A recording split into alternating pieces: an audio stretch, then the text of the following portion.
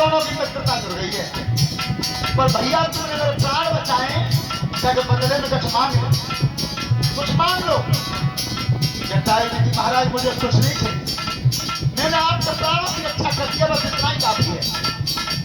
फिर भी अगर देना चाहते हो तो मैं मांग तो लाऊं, पर महाराज दशरथ ऐसा मत कर देना कि मैं मांगू और फिर तुम पीछे हटो। मान लो तो क्या मांगा था महाराज दशरथ को जटायु पक्षी ने? बेटी ध्यान सुनो जब राजा मुकती सुनियो वचन हमारो,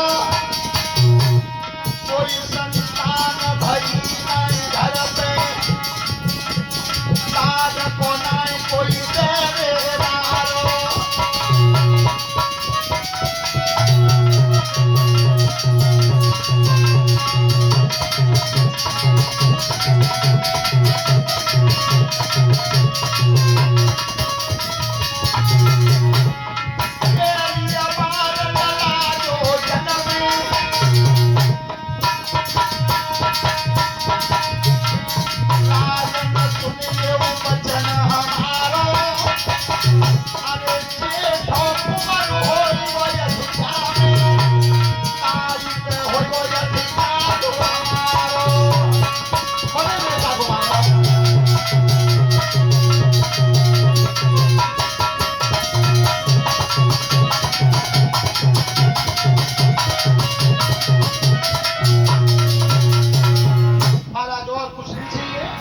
धन संपत्ति मांग नहीं रहा हूं महाराज, मेरे कोई बेटा नहीं, मेरे कोई संतान नहीं है। तुम्हारे अयोध्या के राजभवन में अगर तुम्हारे घर कभी बेटा पैदा हो तो सबसे बड़े पुत्र पर अधिकार मेरा होगा। कोई बेटा मेरा दाह संस्कार करेगा। बात नहीं आगे ना बात मत करो, जिन्हें बात करनी हो उसको मैं घर जा करो। तुम्हें मालूम है कितनी जोर की आवाज आता तुम्हारी मुंह तक? उस पुत्र का अधिकार मेरा होगा। दाह संस्कार को बड़े वाला बेटा मेरा करेगा, तुम्हारा नहीं करेगा। इसलिए महाराज दशरथ उस दिन हामी भरे आए थे जटायु से कि जो मेरे राजभवन में बड़ा बेटा पैदा होगा उसका अधिकार तुम्हारा होगा। आज उसी बात को कह रहे हैं कि चारों पुत्र प्राण की नाई राम देतना बने। आपने देखा भी होगा जटायु पक्षी का दाह संस्कार ही राम ने किया। वही भंडारे में 200 रुपए राकेश कुमार जाटव बीडीसी है, जब बीडीसी वो बीटीसी अलग होता है, बीडीसी अलग होता है। 150 रुपए रुकमपाल सिंह टेलर, 111 रुपए विशाल कुमार सनौफ कॉमर की तरफ से धन्यवाद। सोचा बंधु, आज विश्वामित्र ने कहा महाराज यज्ञ की रक्षा होगी नहीं तो मैं राम और लक्ष्मण को यज्ञ की रक्षा के लिए मांग रहा हूं। महाराज जैसे ले जा रहे हो कैसे ही लौटा जाना। तो आज दशरथ जी से यहां से राम और लक्ष्मण को लेकर के विश्वामित्र चले हैं। ताड़का का वध किया। भगवान श्री राम ने मारीच को बिना फर के बाण से 100 योजन दूर फेंका, 100 योजन दूर। गौतम ऋषि की नारी अहिल्या का कल्याण किया भगवान श्री राम ने। इधर महाराज जनक के यहां पर सीता सुकुमारी का स्वयं है। बहुत बड़ा महान कठोर धनुष था जो जनक महाराज जी के यहां पर रखा था। इस धनुष को लेकर के कौन आया था? इस धनुष को महाराज जनक ही लाए थे। एक बार जब जनक जी ने तपस्या की थी शिव जी का ध्यान किया था, उस समय भोलेनाथ ने कह दिया कि मांग लो, क्या मांगना चाहते हो? महाराज मैं ये मांगना चाहता हूं कि साक्षात परम भक्त परमात्मा पैदल चल के मेरे घर तक आता है। बढ़िया चीज मांगी, भगवान को माना अपने घर में। तो उसी समय शिव जी ने वो महान कठोर धनुष उठा करके दे दिया से इस धनुष की खातिर ही एक दिन भगवान तुम्हारे घर तक आए। वो धनुष महाराज जनक जी के यहाँ पर रखा था, एक दिन वो सीता ने उठा लिया। बस उसी धनुष के ऊपर महाराज दशरथ जी ने यह शर्त रख दी कि जो इस महान कठोर धनुष को उठाकर अपनी भुजाओं से तोड़ देगा, सीता उसी के गले में बरमा रखा था। तो जब स्वयंवर की रचना की गई विश्वामित्र के पास भी निमंत्रण था, तो विश्वामित्र राम लक्ष्मण को लेकर के तो जनकपुर के लिए गए हैं। जनकपुर ध्यान रखना, भगवान श्री राम जब जनकपुर में आए हैं, खुशी का ठिकाना नहीं रहा। सबने देखा है, लेकिन उसमें अंदर रहा परीक्षा जी देखने। राम जिस समय उस गली में होकर के निकले थे,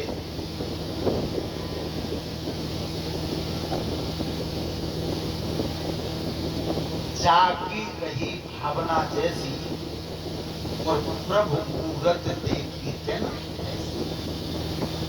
कुछ बेटा के रूप में देख रही हैं, कुछ भाई के रूप में देख रही हैं, कुछ विचार कर रही हैं कि कैसे पति हमारे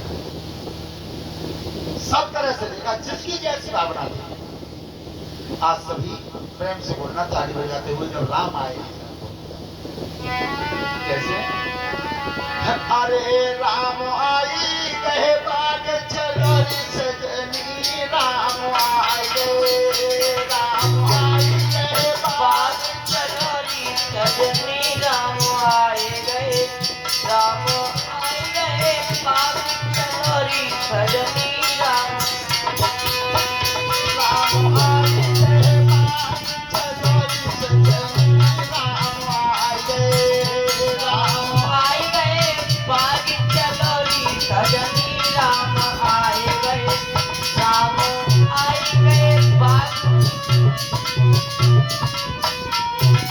पाट पटामर और पीताम्बर, पाट पटामर और पीताम्बर, सिर पे बंधी रही है बागंबर, सिर पे बंधी रही है बागंबर, चमक चमक खिले रजनी, राम आए गए, चमक चमक खिले रजनी, राम आए गए, राम आए गए बाग चलो सजनी।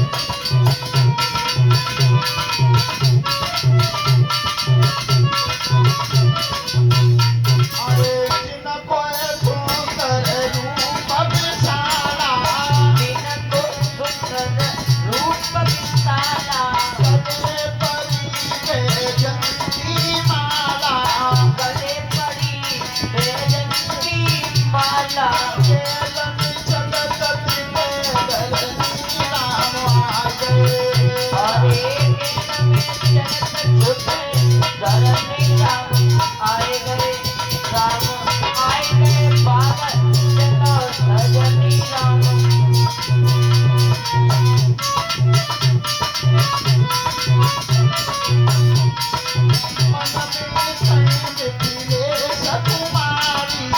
मन में कहीं मिथिले सकुमारी, सब सखियन को अरज गुजारी, सब सखियन को अरज गुजारी, राम बदनी, राम आए गए, अरे कान बदनी, राम बदनी, राम आए गए, राम आए गए बाग चलो सजनी, राम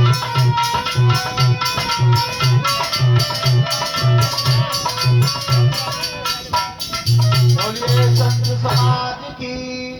आज गुरुजी ने, विश्वामित्र जी ने, ध्यान रखना, 4 जो वेद हैं उनमें सबसे ज्यादा प्राचीन पुस्तक है ऋग्वेद।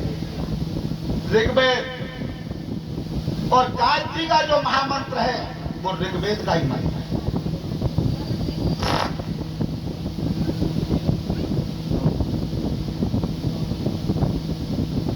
उस समय जब गुरुजी ने कहा भगवान राम और लक्ष्मण से, बेटा मेरी पूजा के लिए तुम फूल तोड़ लाओ, चले जाओ। तो आज जिस समय राम और लक्ष्मण पुष्प वाटिका में आए हैं, उसी पुष्प वाटिका में सीता जी गई अपनी सखियों के साथ। तो सीता ने नजर भर के देखा राम को और राम ने देखा सीता, उसी पुष्प वाटिका में। तो मन का वर्ण तो वही हो गया था। यहां तक लिख दिया विद्वानों ने कि सीता जी मन में विचार करती हैं कि मेरे पिताजी ने जो धनुष रखा है वो धनुष टूटे और चाहे न टूटे, पर मेरे हृदय सम्राट फिर भी कर्म करना आवश्यक होता है, कर्म करना जरूरी होता है। आपने देखा होगा भगवान कृष्ण भी कहते हैं गीता के उपदेश में कि कर्मण्यवाधिकारस्ते मां फलेषु कदाचन, हे मानव तू कर्म कर, फल तो मैं दे ही दूंगा। लेकिन ऐसा कहाँ है? आप तो उल्टो कह रहे हैं परीक्षित, हमारे लड़का पुलिस में भर्ती करवा दे तो हम तेरे नाम ही कथा करवा देंगे। कब? पहले भर्ती करवा दे। अरे भैया तू कोई कर्म है करते, फल तो वो दे ही दे रहे हो। कछुआ के नहीं बड़ी बड़ी भगवान करे फिर नाती है जय गोवर्धनी परिक्रमा जाऊंगी, कब देवे जानी परिक्रमा नाती है आपको बनाए जाओ, बना जाए। तो पहले परिक्रमा दे आओ, ठाकुर जी की कृपा रही तो नाती तो यही जाते, पहले कर्म तो करो। और यही को स्वामी तुलसीदास जी लिखते हैं कर्म प्रधान विश्व रचना। और यही एक अंग्रेजी में कहावत आती है कि वर्क इज बस, कर्म ही पूजा। तो आज भगवान राम की सूरत को निहार करके और सीता मैया भवानी मैया के मठ पर पहुंची, भवानी मैया के मठ के सामने पहुंची हैं। तो सुनो सब बेटियां, गौर से सुनना कि जब जब बेटी तुम व्रत रहती हो, उपवास करती हो, तो प्रत्येक बेटी के मन में ये कामना होती है व्रत रखते समय कि हमें वरना सुंदर मिले, गुणवान मिले, विद्वान मिले। सही बात ये पुजारी जी, कोई लड़की व्रत रखते समय ये कामना नहीं करती कि वो वरना शराब पी। अगर काउ ने मन में सोची हो तो बताओ। तो बेटी जिस दिन तुम व्रत रहो उस दिन रामायण को पढ़ो, बालकांड में इन चौपाइयों को पढ़ो, वरना सुंदर मिलेगा, गुणवान मिलेगा। ये चौपाई कौन सी है? जो सीता जी आज भवानी मैया के मठ के सामने कहते हैं, गई भवानी भवन बहोरी,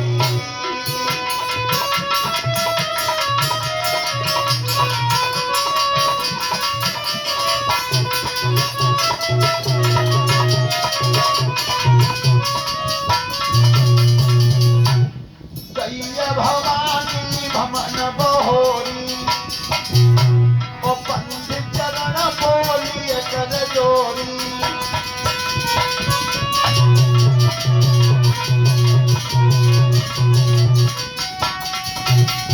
जय जय जय गिरिराज किशोरी, जय महेश मुख चंद चकोरी।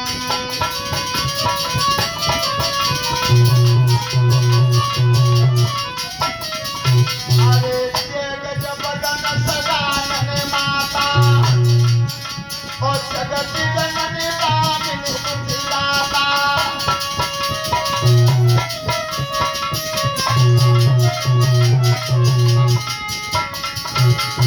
तब नैया विमाती अवसाना, और अमित प्रभाव वेद नहीं जाना।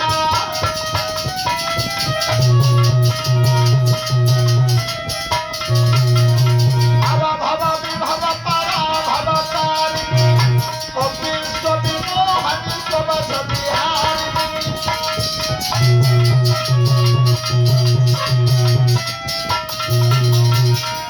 इन चौपाइयों को पढ़ो जिस दिन व्रत रहो। गई भवानी भवन बहोरी, बंद चरण बोली कर। अब ये नई नई वर्ष के बालक गए शास्त्री जी, फिर हम कहूँ बोल चाहे तो हम का पढ़े। तुम्हारे में लिखी है तुलसीदास जी ने कोई जगह छोड़ी नहीं। तुम्हारे लिए लिखा है कि जब राम और लक्ष्मण फूल तोड़ के ले गए थे गुरुजी को, और फूल जब जाकर के दिए तो होए मनोरथ सकल तुम्हारे, और राम लखन सुन भयो सुखाए। इस जगह की चौपाई लड़का पड़े, बहुत सुंदर मिले। आज सीता जी, ध्यान रखना, यज्ञपति महाराज जी पत्थर की मूर्ति बोलती नहीं है, लेकिन अगर सच्ची भावना है तो वो तुम्हें बोलती वही दिखाई देगी। जब सीता जी ने आराधना करी है मंदिर में,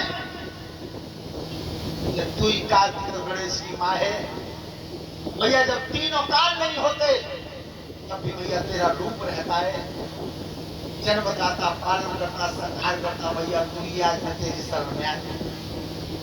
तो उस समय जो सीता जी पूजा अर्चना कर रही हैं, क्या लिखा है गोस्वामी जी रामायण किने प्रेम बसा भैया भवानी,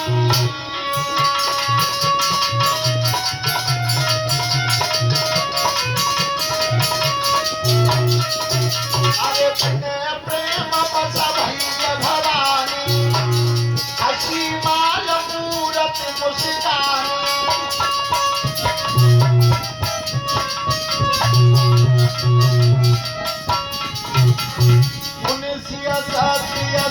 हमारी और पूजा है मनोकामना तुम्हारी।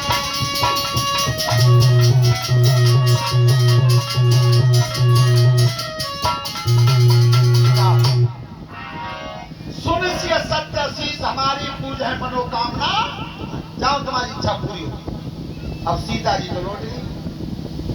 अब भवानी भैया विचार करती हैं कि मैंने सीता को वचन दे दिया है, और जनक महाराज के नगर में एक तेग बड़े महारथी वीर इकट्ठे हुए हैं। अगर और किसी के हाथ से धनुष टूट गया तो मेरा दिया हुआ वचन झूठा। उसी समय आज भवानी मैया ने अपने बेटा गणेश को बुलाया और गणेश से कहा कि बेटा गणेश तुम चले जाओ, जनकपुर में तुम्हारे पिता का कठोर धनुष रखा हुआ है, उस धनुष के ऊपर जाकर के बैठ जाना। रूप का हुआ दिखाई देवे नहीं और धनुष तिलवर काऊ पे उठे नहीं। पर बेटा एक ध्यान रखियो, जब राम में उसी समय धनुष को छोड़ दे। तो आज गणेश जी चले गए।